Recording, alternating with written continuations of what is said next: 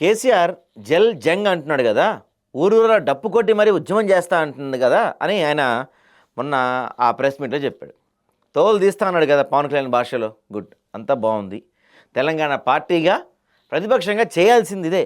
కానీ తాను జవాబు చెప్పాల్సిన చాలా ప్రశ్నలు వదిలేస్తాడు. అవి తన వైఫల్యాలు కాబట్టి, వాటి వల్లే తెలంగాణకు నీడద్రోహం ఉమ్మడి పాలనలో కన్నా ఎక్కువ జరిగింది కాబట్టి. మళ్ళీ జల్జంగ్ అంటే తెలంగాణ సెంటిమెంట్ రాజేసే ప్రయత్నం. ఉమ్మడి ఆంధ్రప్రదేశ్లో పాలమూరుకు తెలంగాణకు అన్యాయమని పదే పదే చెప్పడం అంటే బీఆర్ఎస్ నుంచి మళ్ళీ టీఆర్ఎస్గా పేరు మారటం, ఆ పాత టీఆర్ఎస్లానే ఎమోషన్స్ రాజేసే ఆలోచన. మళ్ళీ బలం పుంజుకోవాలంటే అదే శరణ్యమనే నమ్మకమా? 11.5 ఏళ్ళైంది కదా, ఇంకా ఆంధ్ర బాబులను చంద్రబాబులను తిడితేనే తెలంగాణలో ఓట్లు పడతాయా? అవును, నిజమే. తెలంగాణకు నదీ జలాల విషయంలో ద్రోహం జరిగింది, నష్టం జరిగింది. మరి 10 ఏళ్ల కాలంలో ఏం జరిగింది? న్యాయం చేసే ప్రయత్నం జరిగిందా? మరింత నష్టం జరిగిందా? పాలమూరు రంగారెడ్డి ప్రాజెక్టు కరివే రిజర్వాయర్ దగ్గరకు వెళ్ళి మీటింగ్ పెట్టే ఆలోచన ఉన్నాడు కదా. ఒకసారి కొన్ని ముఖ్యమైన ప్రశ్నలు చెప్పుకుందామండి మనం. దక్షిణ తెలంగాణకి ఇప్పుడు కేసీఆర్ పదే పదే చెప్తున్న పాలమూరు రంగారెడ్డి నల్గొండ జిల్లాలో ముఖ్యమైన ప్రాజెక్టులు ఎందుకు పట్టించుకోలేదు? నెట్టెంపాడు, కల్వకుర్తి, భీమా, ఎస్ఎల్బీసీ, డిండితో పాటు పాలమూరు రంగారెడ్డి ఎందుకు పూర్తి కాలేదు? కాళేశ్వరం ఆగ మేఘాల మీద పూర్తి చేసి ఈ కృష్ణా ప్రాజెక్టులను ఎందుకు పండబెట్టారు? ఎందుకు ఎండబెట్టారు? దేవాదులు కూడా ఎందుకు పట్టలేదు? సంగమండ ఎందుకు ఎవరి వల్ల ఆగింది? పాలమూరు రంగారెడ్డి డిపిఆర్ను కేంద్రం వాపసు పంపిస్తే గాయగత్త రేపి ఉండాల్సింది కాంగ్రెస్ ప్రభుత్వం. వీళ్ళకి జాతగా సరే, కానీ తప్పులు తడక్క డిపిఆర్ పంపింది ఎవరు?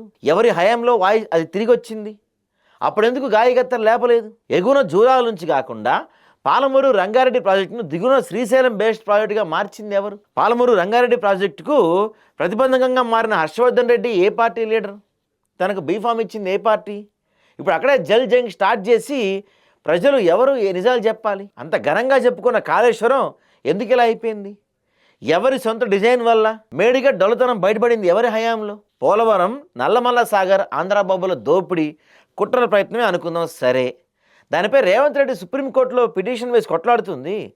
కానీ అంతకుముందు జగన్తో కలిసి మరో కాళేశ్వరం వంటి ప్రాజెక్టు దమ్ముగూడెం నుంచి ఏపీకి తరలించి ఆలోచన చేసింది ఎవరు? పోతిరెడ్డిపాడు పక్కవడలు చేస్తుంటే శ్రీశైలం నీటిని అప్పనంగా తరలించుకు ప్రయత్నం జరుగుతుంటే జగన్తో దోస్తీ కారణంగా చూస్తూ ఊరుకుందేవరు? రాయలసీమ దగ్గర లిఫ్ట్ పెట్టింది ఎవరి టైంలో? మచ్చుమర్రి, మాల్యాల ఎవరి హామీలో జరిగిన నష్టాలు? రోజా ఇంట్లో విందు భోజనం చేసి రత్నాల సీమగా మారుస్తామని హామీ ఇచ్చింది ఎవరు? అసలు కృష్ణా జిల్లాల్లో 299 టీఎంసీలకు సంతకాలు చేసింది ఎవరు? తెలంగాణకు దాంతో జరిగిన ఆ నష్టం మాట ఏంటి? అప్పర్ భద్ర, ఆర్డీఎస్, ఆలమట్టి విషయాల్లో ఏం పట్టినట్టుగా ఉండిపోయింది ఎవరు? అనేక ప్రశ్నలు. అవును, చర్చ జరిగితే మంచిదే. రేవంత్ ప్రభుత్వానికి చురకలు పెట్టడమా ప్రతిపక్షంగా అవసరమే, కానీ అసలు నిజాలు కప్పబడిపోతే ఎలా? చివరిగా కేసీఆర్ చెప్పే దాంట్లో 90% అబద్ధాలే అంటున్నాడు ఉత్తమ్ కుమార్ రెడ్డి. అంటే 10% నిజాలు ఉన్నాయని అంగీకరించినట్టే కదా. ఆ 10% నిజాలేంటో ఉత్తమ్ కుమార్ రెడ్డి కూడా జనానికి చెప్పాలి మరి.